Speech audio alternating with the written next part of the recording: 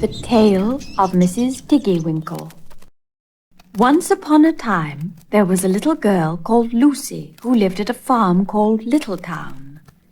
She was a good little girl, only she was always losing her pocket handkerchiefs. One day little Lucy came into the farmyard crying. Oh, she did cry so. "I've lost my pocket hankin, 3 hankins and a penny. Have you seen them, Tabby Kitten?" The kitten went on washing her white paws. So Lucy asked a speckled hen, "Sally Henny Penny, have you found 3 pocket hankins?" But the speckled hen ran into a barn clucking, "I go barefoot, barefoot, barefoot." And then Lucy asked Cock Robin sitting on a twig. Cock Robin looked sideways at Lucy with his bright black eye, and he flew over a stile and away.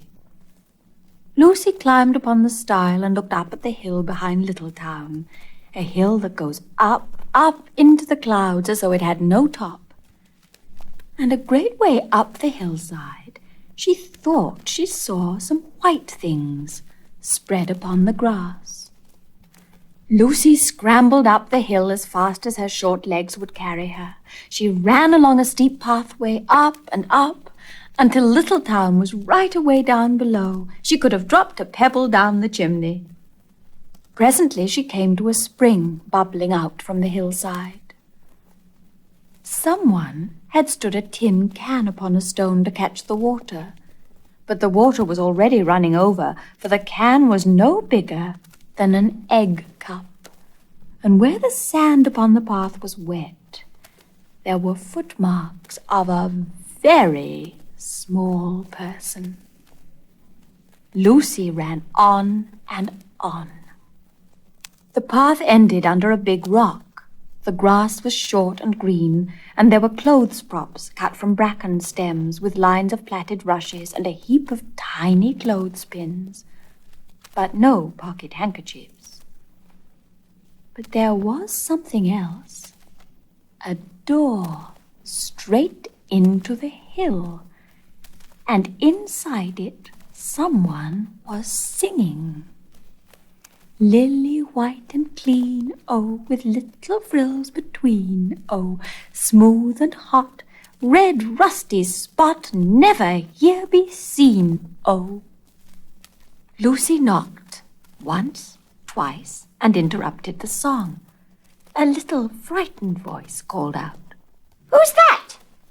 Lucy opened the door, and what do you think there was inside the hill?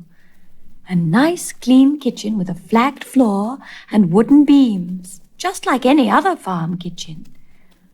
Only the ceiling was so low that Lucy's head nearly touched it. And the pots and pans were small, and so was everything there. There was a nice, hot, singy smell, and at the table, with an iron in her hand, stood a very stout, short person, staring anxiously at Lucy. Her print gown was tucked up, and she was wearing a large apron over her striped petticoat. Her little black nose went sniffle, sniffle, snuffle, and her eyes went twinkle, twinkle, and underneath her cap, where Lucy had yellow curls, that little person had prickles. "Who are you?" said Lucy. "Have you seen my pocket hankins?" The little person made a bob curtsy. "Oh, yes, if you please, my name is Mrs. Tiggy Winkle. Oh, yes, if you please, I'm an excellent clear starcher." And she took something out of a clothes basket and spread it on the ironing blanket. "What's that thing?" said Lucy. "That's not my pocket hankin." "Oh, no, if you please, that's a little scarlet waistcoat belonging to Cock Robin." And she ironed it and folded it and put it on one side. Then she took something else off a clothes horse. "That isn't my pinny," said Lucy. "Oh, no, if you please, that's a damask tablecloth belonging to Jenny Wren. Look how it's stained with currant wine. It's very bad to wash," said Mrs. Tiggy Winkle. Mrs. Tiggy Winkle's nose went sniffle, sniffle, snuffle, and her eyes went twinkle, twinkle, and she fetched another hot iron from the fire. "There's one of my pocket hankins," cried Lucy, "and there's my pinny." Mrs. Tiggy Winkle ironed it and goffered it and shook out the frills. "Oh, that is lovely," said Lucy.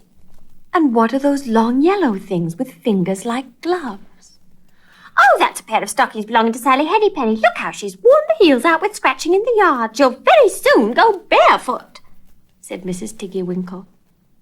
"Why, there's another handkersniff. But it isn't mine. It's red."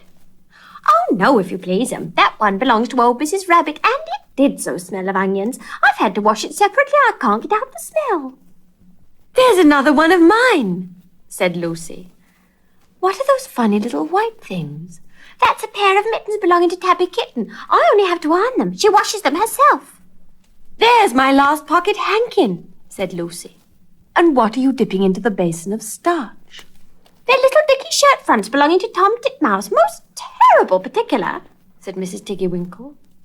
"Now I've finished my ironing, I'm going to air some clothes." "What are those dear little soft fluffy things?" said Lucy. "Oh, those are woolly coats belonging to the little lambs of Skelgill." "Will their jackets take off?" asked Lucy. "Oh, yes, if you please, look at the sheep mark on the shoulder. And there's one marked for Gatesgarth, and 3 that come from Littletown. They're always marked at washing," said Mrs. Tiggy Winkle. And she hung up all sorts and sizes of clothes, small brown coats of mice, and one velvety black moleskin waistcoat, and a red tailcoat with no tail belonging to Squirrel Nutkin, and a very much shrunk blue jacket belonging to Peter Rabbit, and a petticoat not marked that had gone lost in the washing. And at last the basket was empty. Then Mrs. Tiggy Winkle made tea, a cup for herself and a cup for Lucy. They sat before the fire on a bench and looked sideways at one another. Mrs. Tiggy Winkle's hand holding the teacup was very, very brown and very, very wrinkly with the soapsuds. And all through her gown and her cap there were hairpins sticking wrong end out, so that Lucy didn't like to sit too near her. When they had finished tea, they tied up the clothes in bundles, and Lucy's pocket handkerchiefs were folded up inside her clean pinny and fastened with a silver safety pin. And then they made up the fire with turf and came out and locked the door and hid the key under the door-sill. Then away down the hill trotted Lucy and Mrs. Tiggy Winkle with the bundles of clothes. All the way down the path, little animals came out of the fern to meet them. The very first that they met were Peter Rabbit and Benjamin Bunny. And she gave them their nice clean clothes. And all the little animals and birds were so very much obliged to dear Mrs. Tiggy Winkle. So that at the bottom of the hill, when they came to the stile, there was nothing left to carry except Lucy's one little bundle. Lucy scrambled up the stile with the bundle in her hand, and then she turned to say good night and to thank the washerwoman. But what a very odd thing! Mrs. Tiggy Winkle had not waited either for thanks or for the washing bill. She was running, running, running up the hill, and where was her white frilled cap, and her shawl, and her gown, and her petticoat? And how small she had grown, and how brown, and covered with prickles. Why, Mrs. Tiggy Winkle was nothing but a hedgehog. Now, some people say that little Lucy had been asleep upon the stile. But then how could she have found 3 clean pocket hankins and a pinny pinned with a silver safety pin? And besides, I have seen that door into the back of the hill called Cat Bell's. And besides, I am very well acquainted with dear Mrs. Tiggy Winkle.